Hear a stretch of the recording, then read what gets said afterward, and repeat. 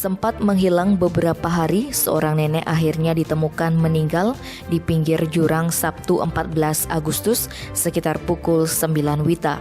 Niwayan Sabuh yang berasal dari Banjar Perean Desa Pupuan, Kecamatan Tegalalang, Gianyar dinyatakan hilang oleh keluarganya sejak Kamis 12 Agustus. Setelah dilakukan pencarian bersama warga setempat, seorang saksi menemukan tubuh korban tersangkut di tebing jurang dengan kedalaman 30 meter. Korban ditemukan dalam kondisi badan telungkup, kepala di bawah dan kaki di atas. Peristiwa itu pun selanjutnya dilaporkan ke Polsek Tegalalang. Kapolsek Tegalalang AKP Ketut Sudite membenarkan perihal penemuan jenazah tersebut. Dia mengatakan setelah mendapatkan laporan, pihaknya langsung menurunkan anggotanya ke lokasi kejadian dan melakukan olah TKP. Setelah berhasil dievakuasi oleh BPBD Gianyar, jenazah korban selanjutnya diperiksa oleh petugas Puskesmas Tegalalang II.